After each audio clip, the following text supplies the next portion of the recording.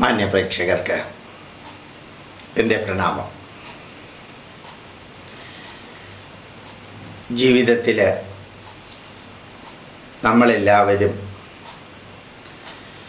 ഒത്തിരി ദുഃഖങ്ങളും വേദനകളും പ്രശ്നങ്ങളും തടസ്സങ്ങളും അങ്ങനെ പലതും അനുഭവിച്ച് ജീവിച്ചു വന്നവരാണ്. പൂർവകാല സംഭവങ്ങളിലേക്ക് നമ്മൾ സ്വയം ഒന്ന് തിരിയുകയാണെങ്കിൽ നമ്മൾ അനുഭവിച്ച അനവധി പ്രശ്നങ്ങൾ അത് എങ്ങനെ നമ്മൾ പരിഹരിച്ചു എന്നുള്ളതിനെക്കുറിച്ചെല്ലാം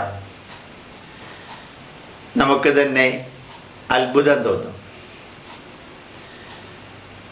ഞാൻ എൻ്റെ ജീവചരിത്രം 2 വോളിയത്തിൽ എഴുതി. അത് എഴുതി കഴിഞ്ഞൊന്ന് വായിച്ചപ്പോൾ എനിക്ക് എന്തോ തരത്തിലുള്ള വികാരങ്ങളാണ് ഉണ്ടായത്. ഇന്ന് ആ ജീവചരിത്രം വായിച്ച് ധാരാളം വ്യക്തികൾ എന്നെ അറിയിച്ചു, ഇപ്പോഴും അറിയിക്കാറുണ്ട്. ഞങ്ങളും ജീവിതത്തിൽ ഒത്തിരി അനുഭവങ്ങളിലൂടെ കടന്നു വന്നവരാണ് സർ. ഈ പുസ്തകം വായിക്കുമ്പോഴാണ് ഞങ്ങൾ അനുഭവിച്ച ആ വേദനകളെല്ലാം ഒന്ന് ഓർമ്മയിൽ വരുന്നത്. ഞാൻ എൻ്റെ ജീവചരിത്രത്തിൽ എഴുതിയിട്ടുണ്ട്, പരമദരിദ്രമായൊരു കുടുംബത്തിൽ ജനിച്ച് തൃപ്പൂണിത്തുറയിലെ കൊച്ചുപടിഞ്ഞാറെ കോവിലകം എന്ന തമ്പുരാക്കന്മാരുടെ കൊട്ടാരത്തിലെ ദഹരണക്കാരനായി എൻ്റെ അച്ഛൻ 10-40 കൊല്ലം ഉണ്ടായിരുന്നു. 15 രൂപയാണ് ശമ്പളം. കോവിലകത്തെ തമ്പുരാക്കന്മാർ കഴിച്ച് പാത്രത്തിൽ ബാക്കി വരുന്ന ചോറ്, കറി അതെൻ്റെ വീട്ടിൽ കൊണ്ടുവന്നിട്ടാണ് ഞങ്ങൾ പങ്കുവച്ചിരുന്നത്. അമ്മ പശുവിനെ കറന്ന് കിട്ടുന്ന പാല് അടുത്തുള്ള പണിക്കരുടെ വീട്ടിലേക്കും കേരളവർമ്മയുടെ വീട്ടിലേക്കും നാരായണൻ നമ്പൂതിരിയുടെ വീട്ടിലേക്കും 10-20 കൊല്ലം കൊണ്ടുപോയി കൊടുത്തത് ഞാനാണ്. തൃപ്പൂണിത്തുറയിലെ ചക്കംകുളങ്ങര ക്ഷേത്രത്തിൽ കീശാന്തിയായും, എറണാകുളം നോർത്തിൽ പരമാര ക്ഷേത്രത്തിൽ അസിസ്റ്റൻ്റായും, 10ാം ക്ലാസ് കഴിഞ്ഞപ്പോൾ എറണാകുളത്തെ MG റോഡിലെ ദ്വാരക ഹോട്ടലിൽ അനവധി കാലം സപ്ലയറായിരുന്നു കൊണ്ട് മഹാരാജാസിൽ പിടിക്കാനും,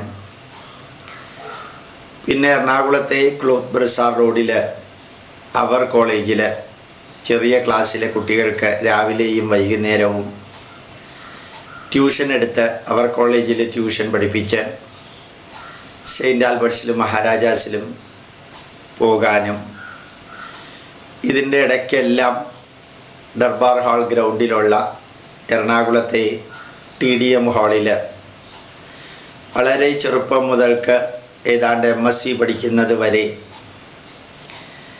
കല്യാണ സദ്യകൾക്ക് വിളമ്പി കിട്ടുന്ന 3 രൂപ ശേഖരിക്കാനും, ഗ്രാജുവേഷൻ ആയപ്പോൾ കല്യാണ സദ്യയ്ക്ക് ഭക്ഷണം പാകം ചെയ്യുന്ന ദഹരണക്കാരനാവാനും, ഇങ്ങനെയെല്ലാം കടന്നു വന്ന ആ ജീവിതം അത് കഴിഞ്ഞ് കൊച്ചിൻ കോളേജിൽ അധ്യാപകനായി കിട്ടി.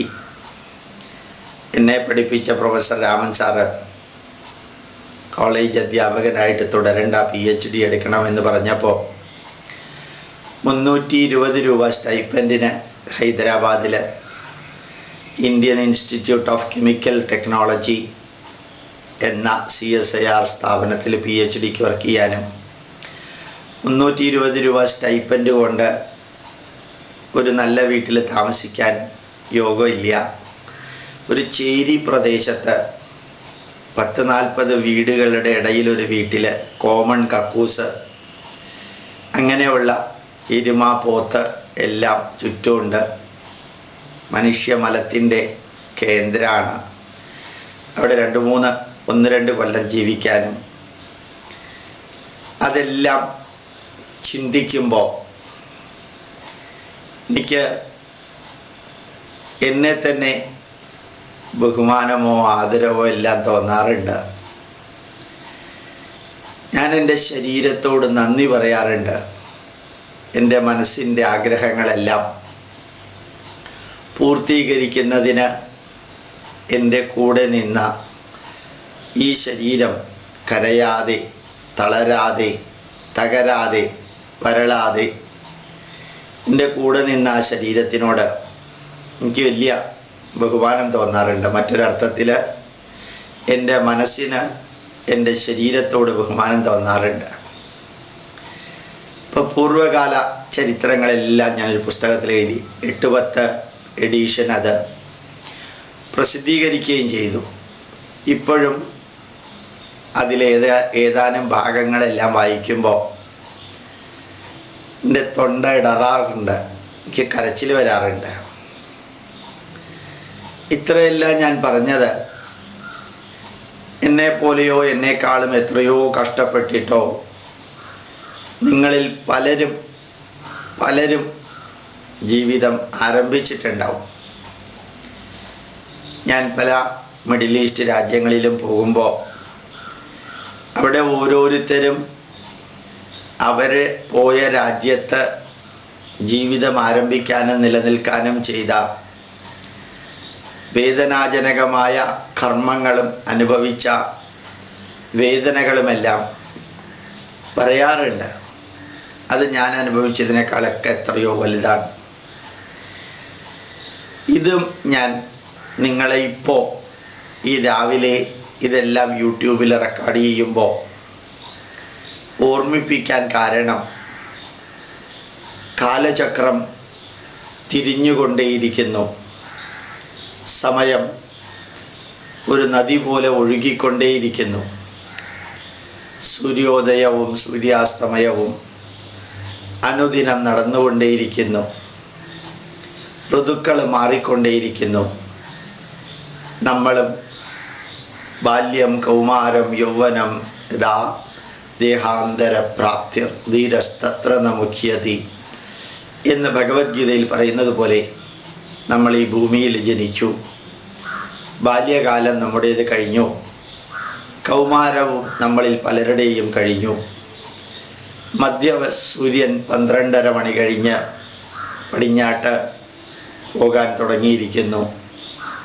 എൻ്റെ എല്ലാം കാര്യത്തിൽ ഞാൻ പറയാറുണ്ട് 3:30 മണി കഴിഞ്ഞു, ഇനി അസ്തമയത്തിന് കുറച്ച് സമയമേ ഉള്ളൂ. പക്ഷേ ഒന്ന് പുറകോട്ട് തിരിഞ്ഞു നോക്കുക. ഇന്ന് നമുക്ക് പണ്ടത്തെ പോലെ ദുഃഖിക്കാനുള്ള ആവശ്യമില്ല.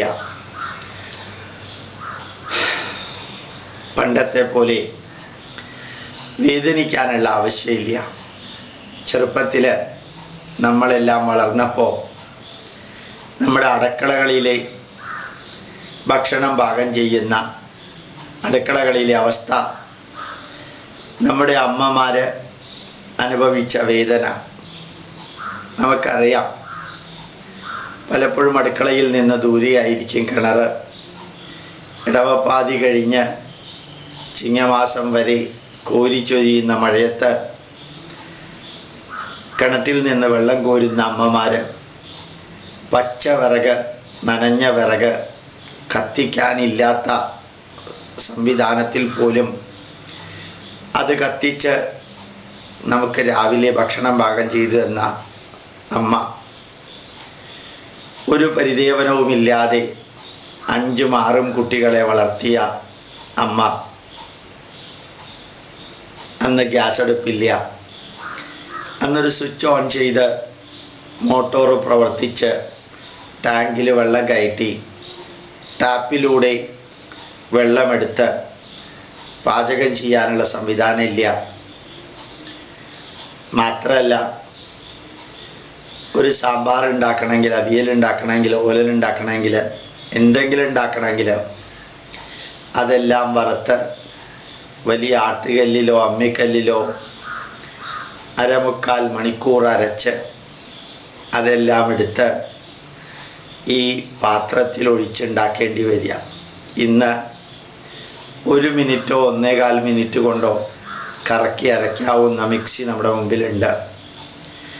അതുപോലും ചെയ്യാതെ സാമ്പാർ പൊടിയിട്ട് സാമ്പാർ ഉണ്ടാക്കാനും രസപ്പൊടിയിട്ട് രസമുണ്ടാക്കാനും സംവിധാനമുണ്ട്.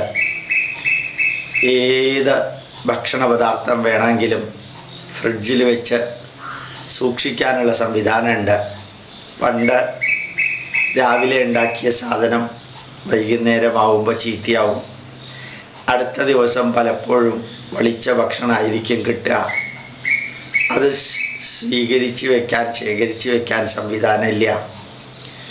അപ്പോൾ വിറകിൻ്റെ മാറ്റം ഗ്യാസിലേക്ക്, കിണറ്റിൽ നിന്ന് വെള്ളം കോരുന്ന മാറ്റം ടാപ്പിലേക്ക്, അമ്മിക്കല്ലും ആട്ടുകല്ലും കൊണ്ട് അരയ്ക്കുന്ന മാറ്റം മിക്സിയിലേക്ക്, വറുത്തരയ്ക്കുന്നത് തന്നെ മാറി കറി പൗഡറിലേക്ക്, നമ്മളിടുന്ന ഡ്രസ്സ് അലക്കാൻ അമ്മമാർ എത്രയാ ബുദ്ധിമുട്ടിയിരുന്നത്.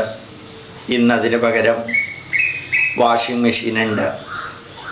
മാത്രമല്ല, വിയർത്തൊലിക്കുന്ന മീനമ്മയുടെ മാസത്തിൽ വിശറി കൊണ്ട് അവനവനെ വീശി ശരീരത്തെ തണുപ്പിച്ചിരുന്ന ആ കാലത്തിൽ നിന്ന് വെറുതെ ഒന്ന് പ്രസ് ചെയ്താൽ എത്ര വേഗത്തിൽ വേണമെങ്കിലും കറങ്ങുന്ന ഫാനുണ്ട്.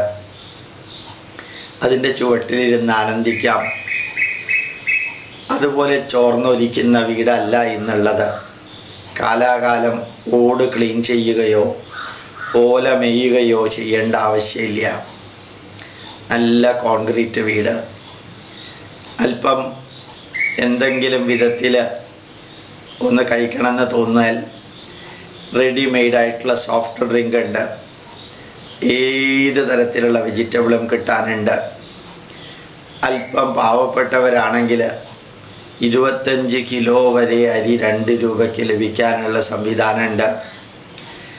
ഏത് തരത്തിലുള്ള ബോറിംഗ് ഉണ്ടാവുകയാണെങ്കിലും 100ഉം 120ഉം ചാനലുകളിലൂടെ ഭംഗിയായിട്ട് TV കാണാനുള്ള സംവിധാനമുണ്ട്.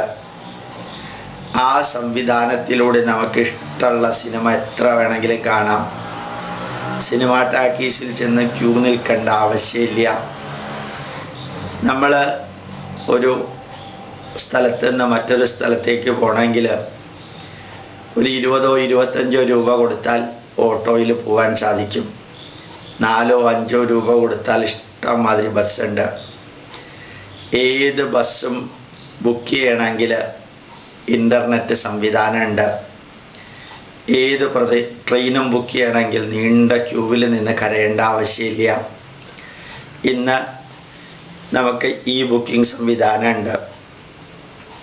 ഏതെല്ലാം തരത്തിലുള്ള LIC ഇൻസ്റ്റാൾമെൻ്റ് അടയ്ക്കണമെങ്കിലും, അതുപോലെ തന്നെ ടെലിഫോൺ ചാർജുകൾ അടയ്ക്കണമെങ്കിലും, ഇലക്ട്രിസിറ്റി ബില്ല് അടയ്ക്കണമെങ്കിലും, വാട്ടർ ബില്ല് അടയ്ക്കണമെങ്കിലും, നമുക്ക് ആർക്കെല്ലാം പൈസ ട്രാൻസ്ഫർ ചെയ്യണമെങ്കിലും, എന്തെല്ലാം സാധനങ്ങൾ വാങ്ങിക്കണമെങ്കിലും വീട്ടിനകത്ത് കമ്പ്യൂട്ടറിലിരുന്ന് അത് ചെയ്യാൻ സാധിക്കും. 1000ൻ്റെയും 10,000ൻ്റെയും നോട്ടുകൾ പോക്കറ്റിൽ വെച്ചുകൊണ്ട് നടക്കണ്ട. നമ്മുടെ കയ്യിൽ ഡെബിറ്റ് കാർഡോ ക്രെഡിറ്റ് കാർഡോ ഉണ്ടെങ്കിൽ എത്ര 1000 രൂപ വേണമെങ്കിലും ട്രാൻസ്ഫർ ചെയ്യാൻ ഒരു വിരോധമില്ല. ബാങ്കിൽ പെൻഷനും ബാക്കിയെല്ലാം തന്നെ താൻ ഡെപ്പോസിറ്റ് ചെയ്യും. അത് വാങ്ങിക്കാനായിട്ട് ക്യൂവിൽ നിൽക്കേണ്ട ആവശ്യമില്ല. നമുക്ക് RTO ഓഫീസിൽ കൈക്കൂലിയുടെ പൂരമാണെന്ന ധാരണയുണ്ട്. ഇന്ന് എൻ്റെ പഴയ സ്കൂട്ടർ 15 വർഷം കഴിഞ്ഞ് ഞാൻ റിന്യൂ ചെയ്യാൻ പോയപ്പോൾ എല്ലാം ഈ ആയിട്ട് ഡെപ്പോസിറ്റ് ചെയ്യാം, ഇലക്ട്രോണിക്കലി ഡെപ്പോസിറ്റ് ചെയ്യാം, ടെസ്റ്റ് ചെയ്യാം, എല്ലാം ഉണ്ട് സൗകര്യം. ഏതെല്ലാം ഭക്ഷണ പദാർത്ഥം കഴിക്കണം എന്ന് ആഗ്രഹം ഉണ്ടെങ്കിലും ഇന്ന് ടെലിഫോൺ വിളിച്ച് പറഞ്ഞു കഴിഞ്ഞാൽ അത് വീട്ടിലെത്തും. നമ്മൾ ഉണ്ടാക്കുന്നതിനേക്കാൾ 100 ഇരട്ടി സ്വാദോടുകൂടി ഓണസദ്യ എത്ര പേർക്ക് വേണമെങ്കിലും വീട്ടിൽ വരും. നമ്മുടെ വീട്ടിൽ കൊണ്ടുവന്ന് വിളമ്പി തന്ന് അവർ എച്ചിൽ പാത്രം വരെ കൊണ്ടുപോയിക്കോളും. ഒരു കല്യാണ മണ്ഡപം ബുക്ക് ചെയ്യുന്നത് മുതൽക്ക് കല്യാണം നടത്തി മധുവിധുവിന് തൊട്ട് മുമ്പുള്ളത് വരെ ചെയ്ത് കോൺട്രാക്റ്റിൽ ചെയ്തു തരാൻ ഇന്ന് ആൾക്കാരുണ്ട്. നമ്മൾ അതിൻ്റെ പുറകെ ടെൻഷൻ എടുത്ത് നടക്കേണ്ട ആവശ്യമില്ല. എത്ര വിഭവങ്ങൾ വേണമെന്ന് പറഞ്ഞാൽ മാത്രം മതി. അതുപോലെ പഴയ കാറുണ്ടെങ്കിൽ അത് കൊടുത്ത് പുതിയ കാറ് വാങ്ങിക്കാനുള്ള സൗകര്യം. എത്ര പഴയതാണെങ്കിലും ഒരു റീസണബിൾ പൈസ കിട്ടും. ഇന്നൊരു 30,000 40,000 രൂപ ഉണ്ടെങ്കിൽ സെക്കൻഡ് ഹാൻഡ് കാറ് തറക്കേടില്ലാത്തത് നമുക്ക് ലഭിക്കും. കുറച്ച് കാലം ഉപയോഗിച്ച് അതും റിട്ടേൺ ചെയ്ത് വേറെ ഒരെണ്ണം വാങ്ങിക്കാം. ഇപ്പം ഏത് വാഹനം വാങ്ങിക്കണമെങ്കിലും ടെലിഫോണിൽ വിളിച്ചു പറഞ്ഞ് അത് നമുക്ക് എത്തും. ആ കാറ് തരുന്നവർ തന്നെ ഇൻസ്റ്റാൾമെൻറ്റ് പ്രകാരം കാർ എടുക്കാനുള്ള സൗകര്യവും ചെയ്തു തരും. പഴയ സ്കൂട്ടർ കൊടുത്ത് പുതിയ ബൈക്ക് എടുക്കാൻ ഒരു പ്രശ്നമില്ല. പഴയ മൊബൈൽ ഫോൺ കൊടുത്ത് പുതിയ മൊബൈൽ ഫോൺ എടുക്കാൻ ഒരു പ്രശ്നമില്ല.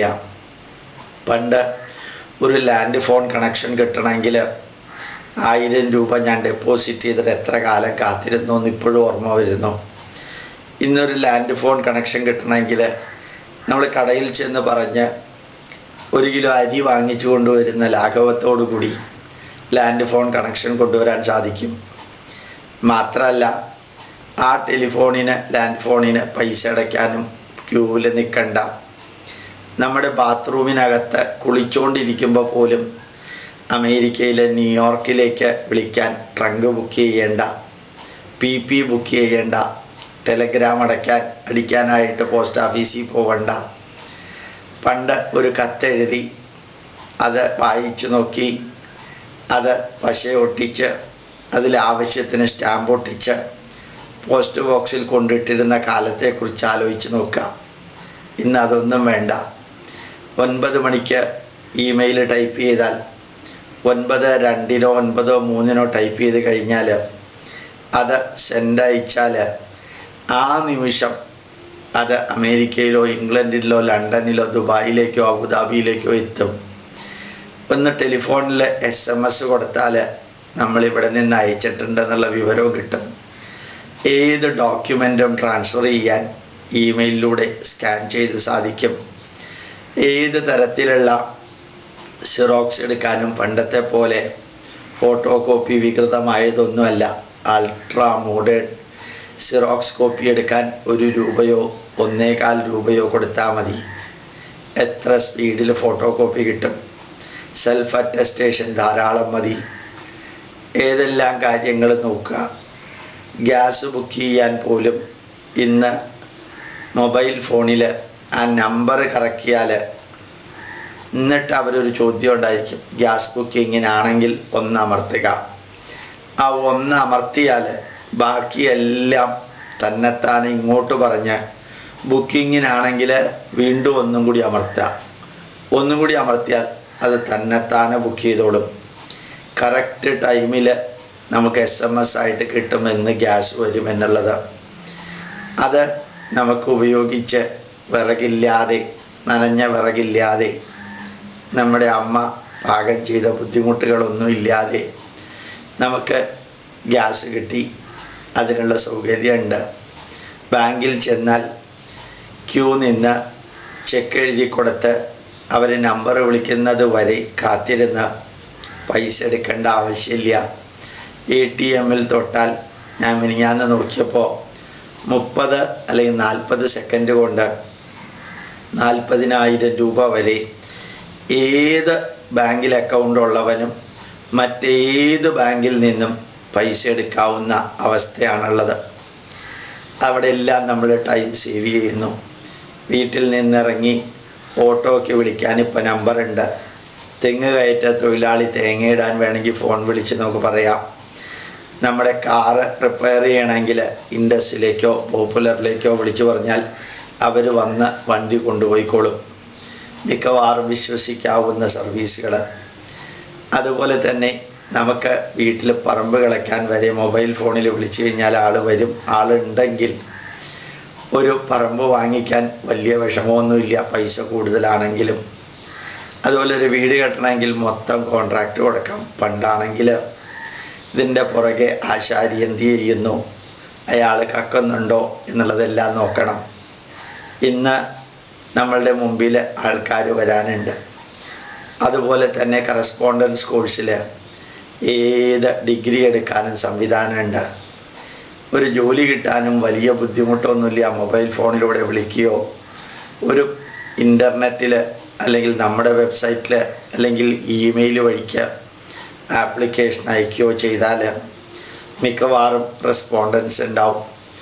ഇന്ന് ജോലി ചെയ്യണമെന്ന് ആഗ്രഹമുള്ളവന് ജോലി കിട്ടാൻ ഒരു ബുദ്ധിമുട്ടും ഇല്ല.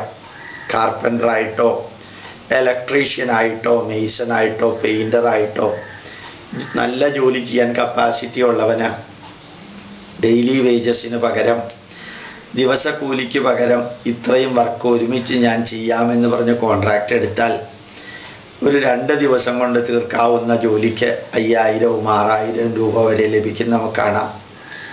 ഏത് തരത്തിലുള്ള ഉപകരണങ്ങളും വാഹനങ്ങളും നമ്മുടെ മിക്സികളും ഇലക്ട്രിക് അയേണും അല്ലെങ്കിൽ റേഡിയോയും TV-യും എല്ലാം അസാധാരണമായ ലോ റേറ്റിൽ നമുക്ക് ലഭിക്കാൻ ഒരു ബുദ്ധിമുട്ടും ഇല്ല.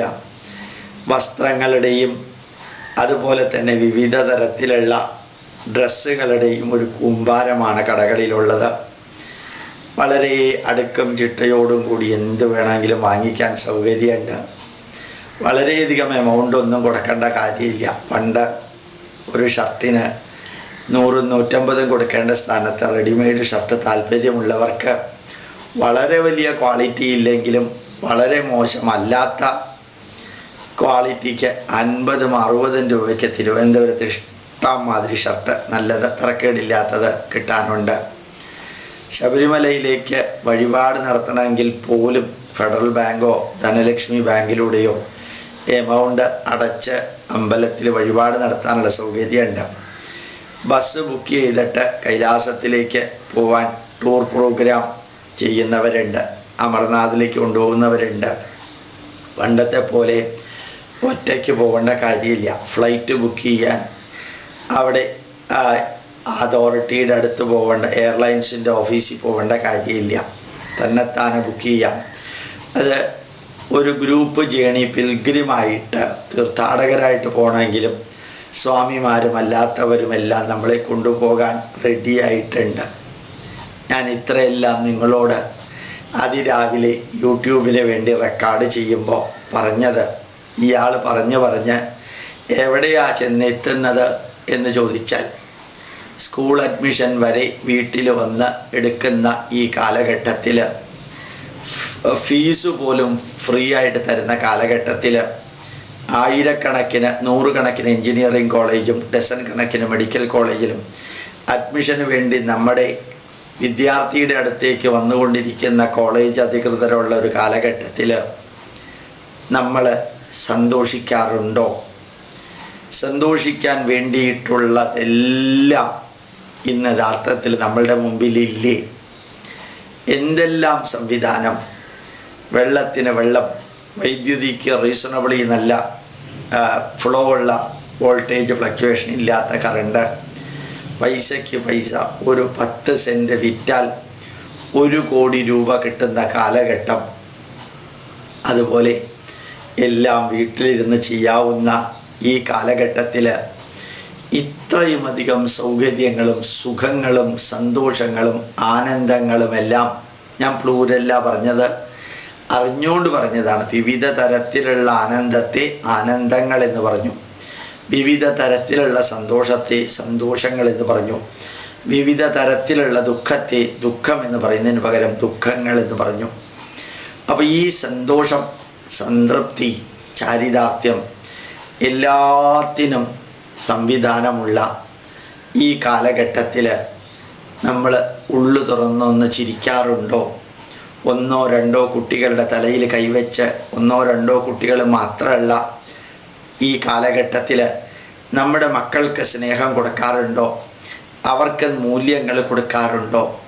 അവരുടെ തലയിൽ കൈവച്ച് അനുഗ്രഹിച്ചു, മകനെ നീ നന്നായി വരണം എന്നൊന്ന് പറയാൻ നമ്മൾ സമയം കണ്ടെത്താറുണ്ടോ? ഒരുമിച്ചിരുന്ന് ഭക്ഷണം കഴിച്ച് ഷെയറിങ്ങും കെയറിങ്ങും ക്യൂറിങ്ങും ചെയ്യാൻ എന്താ ഇപ്പം തടസ്സം? എപ്പോൾ വേണമെങ്കിലും കാര്യങ്ങൾ ചോദിക്കാനുള്ള സംവിധാനങ്ങളില്ലേ? ഒന്ന് ഉറക്കച്ചിരിക്കാവുന്ന രീതിയിലുള്ള എല്ലാ സൗകര്യങ്ങളും ഏത് പാവപ്പെട്ടവൻ്റെ വീട്ടിൽ പോലും ഇല്ലേ? എല്ലാ ചാനലുകളിലും മറിമായം പോലെ, ചിരിക്കുടുക്ക പോലെ, ചിരിപ്പെട്ടി പോലെ തമാശയും ചിരികളും കൂടിയുള്ള പരിപാടികളില്ലേ? അപ്പം ചിരിക്കാൻ പറ്റാറുണ്ടോ? നമുക്ക് പഠിക്കാൻ ഗൂഗിളിൽ ഒന്ന് സെർച്ച് ചെയ്താൽ ഏത് വിഷയത്തെക്കുറിച്ചുള്ള അറിവ് നമുക്ക് കിട്ടില്ലേ? ഇൻ്റർനെറ്റിലൂടെയും ബാക്കി സംവിധാനങ്ങളിലൂടെയും. അത് നമ്മൾ ഉപയോഗിച്ച് പഠിക്കാറുണ്ടോ? അങ്ങനെ പഠിക്കാൻ സംവിധാനമുണ്ട് എന്ന് അറിഞ്ഞ് ആഹ്ലാദിക്കാറുണ്ടോ? നമ്മുടെ മക്കൾക്ക് നമ്മളെപ്പോലെ ഒരു അച്ഛനെയും അമ്മയെയും കിട്ടിയത് ഭാഗ്യമാണെന്ന് തോന്നിക്കുന്ന വിധത്തിൽ നമ്മൾ പ്രവർത്തിക്കാറുണ്ടോ? നമുക്ക് സന്തോഷിക്കാൻ മാത്രം മുമ്പിൽ ജഗദീശ്വരൻ പായ വിരിച്ച് തന്നപ്പോഴും, പുഷ്പത്തിൻ്റെ ബെഡ് കിടക്ക വിരിച്ച് തന്നപ്പോഴും നമ്മളിപ്പോഴും വാശിയും പകയും വിദ്വേഷവും കുറേയൊക്കെ അഹങ്കാരവും കൊണ്ട് നടക്കുന്നുണ്ടോ എന്ന് എനിക്ക് അറിഞ്ഞുകൂടാ. ധാരാളം പേരിൽ ഞാൻ കാണാറുണ്ട് അസാധാരണ മാറ്റം വന്നവർ. കുറേ മാറ്റമുണ്ട്, ഒരു സംശയമില്ല. എന്നാലും ഉള്ളിൻ്റെ ഉള്ളിലേക്ക് ഇറങ്ങിച്ചെന്നാൽ പല വ്യക്തികളും സന്തോഷിക്കാൻ 90 മാർക്കും ദുഃഖിക്കാൻ 10 മാർക്കും ജഗദീശ്വരൻ തന്നിട്ടുള്ളൂ എങ്കിൽ ആ 10 ദുഃഖിക്കാനുള്ള മാർക്കിൽ കയറി പിടിച്ച് വേദനിക്കുന്ന കാഴ്ചയാണ് ഞാൻ കാണാറുള്ളത്. നമ്മൾ ദുഃഖത്തെ അന്വേഷിച്ച് നടക്കുന്നവരായി തീർന്നിരിക്കുന്നു, പ്രശ്നങ്ങളെ അന്വേഷിച്ച് നടക്കുന്നവരായി തീർന്നിരിക്കുന്നു. ആഡംബരങ്ങളുടെ പുറകെ പോകുന്നതിൽ തെറ്റില്ല. അത്യാഡംബരങ്ങളുടെ പുറകെ പോയി നമ്മൾ എവിടെയെല്ലാമോ ചെന്നെത്തുന്നു. മൃഗങ്ങളെ കൊന്ന ഇറച്ചിയും ചോരയും കഴിച്ച് ശരീരത്തെ നന്നാക്കാമെന്ന് തെറ്റിദ്ധരിപ്പിക്കപ്പെടുന്നു. വേണ്ടതിനും വേണ്ടാത്തതിനും മരുന്ന് തന്ന് ഡോക്ടർമാർ കമ്മീഷൻ എടുക്കുന്നു. വേണ്ടതിനും വേണ്ടാത്തതിനും ഡോക്ടർമാരെ കാണാൻ പോയി നമ്മൾ പൈസ ചെലവാക്കുന്നത് മോഡേൺ വിഷനാണെന്ന് വിചാരിക്കുന്നു. ഞാൻ തിന്മയിലേക്ക് കടന്നതല്ല. സന്തോഷിക്കാൻ പഠിക്കണം, നമുക്ക് ആനന്ദിക്കാൻ പഠിക്കണം, നന്മ നിറഞ്ഞ രീതിയിൽ ചിരിക്കാൻ പഠിക്കണം, ആഹ്ലാദിക്കാൻ പഠിക്കണം. അമ്പലത്തിൽ പോകുമ്പോഴും പ്രാർത്ഥിക്കേണ്ടത് ജീവിതത്തിലെ സുഖദുഃഖങ്ങളെ അഭിമുഖീകരിക്കാനുള്ള ശക്തി തരയണമേ എന്നാണ്. എൻ്റെ പാപം നീ ഏറ്റെടുക്കണമേ എന്നല്ല പ്രാർത്ഥിക്കേണ്ടത്. ഈ ജീവിതത്തിൽ എല്ലാ ജീവജാലങ്ങൾക്കും സുഖവും സന്തോഷവും ദുഃഖവും വേദനയുമെല്ലാം ഉണ്ട്, നമുക്കും അതുണ്ട്. മനുഷ്യൻ അൾട്രാ മോഡേൺ ക്രിയേഷനൊന്നും അല്ല ദൈവത്തിൻ്റെ. മറ്റെല്ലാ ജന്തുക്കളെയും പോലെ ഒരു സാധാരണ ക്രിയേഷൻ മാത്രം. മറ്റെല്ലാ ജന്തുക്കൾക്കുമുള്ള വേദനകളും ദുഃഖങ്ങളും ആ മറ്റെല്ലാ ജന്തുക്കൾക്കുമുള്ള സന്തോഷങ്ങളും സുഖവും മനുഷ്യനുമുണ്ട്. വേദനയും ദുഃഖവും മനുഷ്യനുമുണ്ട്, സുഖവും സന്തോഷവും. പക്ഷേ മനുഷ്യൻ തന്നെ സൃഷ്ടിച്ച സുഖവും സന്തോഷവും പ്രകൃതി അവന് കൊടുത്ത ദുഃഖത്തെക്കാളും വേദനയെക്കാളും എത്രയോ എത്രയോ എത്രയോ ഇരട്ടിയാണ്. അങ്ങനെയുള്ള ഈ ലോകത്തിൽ ജീവിക്കുമ്പോൾ എൻ്റെ പ്രിയപ്പെട്ട കുടുംബാംഗങ്ങളെ, ഓരോ മിനിറ്റും സന്തോഷിക്കുക. ഉള്ളിൻ്റെ ഉള്ളിൽ അന്ധവിശ്വാസങ്ങളും ദുരാചാരങ്ങളും ഇല്ലാതെ ഇടയ്ക്കെങ്കിലും പ്രാർത്ഥിക്കുക. ജഗദീശ്വര, ഇത്രയും ആനന്ദിക്കാനും ആഹ്ലാദിക്കാനും അവസരം നൽകിയതിന് ജഗദീശ്വരനോട് നന്ദി പറയാം. ജഗദീശ്വരനായിരിക്കില്ല അത് തന്നത്, നമ്മൾ തന്നെ ആയിരിക്കും അതെല്ലാം ഉണ്ടാക്കിയത്. പക്ഷേ നമുക്ക് അതുണ്ടാക്കാനുള്ള ഒരു പന്ഥാവ് വഴി പ്രകൃതി കാണിച്ചു തന്നില്ലേ? ആ പ്രകൃതിയാണ് ഈശ്വരൻ. നമ്മളുടെ പ്രവൃത്തികൾക്ക്, നമ്മുടെ കഠിന പ്രയത്നങ്ങൾക്ക് ഒരു ഫലം തരുന്ന ഒരു റിവാർഡ് ഗീവിങ് ഡയറക്ടർ ഇല്ലേ? ഒരു മാനേജർ ഇല്ലേ? നമ്മളെക്കാൾ മുകളിൽ കണ്ണുകൊണ്ട് കാണാൻ സാധിക്കില്ലെങ്കിലും, ചെവി കൊണ്ട് കേൾക്കാൻ സാധിക്കില്ലെങ്കിലും, നാക്കുകൊണ്ട് വിവരിക്കാൻ സാധിക്കില്ലെങ്കിലും, മനസ്സുകൊണ്ട് ചിന്തിക്കാൻ സാധിക്കില്ലേ നമുക്ക്? ആ പരമമായ ആ ചൈതന്യത്തെ ഏത് പേരിട്ട് വിളിക്കുകയോ വിളിക്കാതിരിക്കുകയോ ചെയ്യാം. അത് മനസ്സിൽ വെച്ച് ഞാൻ വീണ്ടും പറയുന്നു, അന്ധവിശ്വാസവും ദുരാചാരവും ഇല്ലാതെ നമ്മുടെ മാതാപിതാക്കൾ അനുഭവിച്ച ആ വേദനയുടെ 10,000-ലൊരംശം അനുഭവിക്കാൻ പ്രകൃതി നമുക്ക് വിധി നൽകിയില്ല. ഭാഗ്യത്തിന് നമ്മുടെ മാതാപിതാക്കൾ അനുഭവിച്ച വേദനകളുടെ ഒരു അംശം പോലും നമ്മൾ അനുഭവിച്ചിട്ടില്ല, അനുഭവിക്കേണ്ടി ഇപ്പോൾ വരികയുമില്ല. ഒരല്പം പ്രവർത്തിക്കാനും ജോലി ചെയ്യാനും തയ്യാറായിട്ടുള്ളവന് അങ്ങനെയുള്ള ആ സന്തോഷം ആസ്വദിക്കാൻ ഇന്ത്യക്കകത്തും ഇന്ത്യക്ക് പുറത്തും മിഡിൽ ഈസ്റ്റ് രാജ്യങ്ങളിലും അമേരിക്കയിലും കാനഡയിലും ജർമ്മനിയിലോ യൂറോപ്പിലോ ഓസ്ട്രേലിയയിലോ ലോകത്തിലെ എവിടെ താമസിക്കുന്ന ഭാരതീയനും ഇങ്ങനെയും കൂടി ഒന്ന് ചിന്തിക്കാൻ സാധിച്ചാൽ യഥാർത്ഥത്തിൽ ജീവിതത്തെ ധന്യമാക്കാൻ സാധിക്കും. സന്തോഷിക്കുക, സന്തോഷിക്കുക. മറ്റുള്ളവൻ്റെ ദുഃഖവും വേദനയും കുറേയെങ്കിലും പങ്കുവെക്കുമ്പോഴും നമുക്ക് ലഭിക്കുന്നത് സന്തോഷമാണ്. മറ്റുള്ളവനെ സഹായിക്കുമ്പോഴും നമുക്ക് ലഭിക്കുന്നത് സന്തോഷമാണ്. നമുക്കറിയാത്തത് പഠിക്കുമ്പോഴും നമുക്ക് ലഭിക്കേണ്ടത് സന്തോഷമാണ്. ജീവിതത്തിലെ സൗകര്യങ്ങൾ അനുഭവിച്ചറിയുമ്പോഴും നമുക്ക് ലഭിക്കേണ്ടത് സന്തോഷമാണ്. ആ സന്തോഷം എങ്ങനെ അനുഭവിച്ചാസ്വദിക്കണമെന്ന് സ്വയം ചിന്തിക്കുക. ഒരു മൂളിപ്പാട്ട് പാടാൻ പഠിക്കുക. എന്തെല്ലാം കേട്ട് ആനന്ദിക്കാനും കണ്ടാനന്ദിക്കാനും ചർച്ച ചെയ്ത് ആനന്ദിക്കാനും ചിന്തിച്ച് ആനന്ദിക്കാനും ജീവിതത്തിൽ പകർത്തി ആനന്ദിക്കാനുമുള്ള ലോകത്തിൽ ഒരു തിന്മയുമില്ലാത്ത നന്മയിലൂടെയുള്ള ആനന്ദം കഴിയുന്നത്രയും നിങ്ങൾക്ക് സാധിക്കട്ടെ എന്ന് പ്രാർത്ഥിച്ചുകൊണ്ട് കർമ്മയോഗികളായിട്ട് കർമ്മദീക്ഷ സ്വീകരിച്ചുകൊണ്ട് നമുക്കും നമ്മുടെ കുടുംബാംഗങ്ങൾക്കും നമ്മുടെ സമൂഹത്തിനും നമ്മുടെ രാഷ്ട്രത്തിനും സസ്റ്റൈനബിൾ ആൻഡ് പെർമനൻ്റ് ശാശ്വതവും സ്ഥിരവുമായ നന്മകൾ കൊടുത്തുകൊണ്ടും എടുത്തുകൊണ്ടും സന്തോഷിക്കാൻ വകയുള്ള ലോകത്തിൽ സന്തോഷിക്കാൻ സാധിക്കട്ടെ എന്ന് പ്രാർത്ഥിക്കുന്നു. പ്രണാമം. നമസ്കാരം.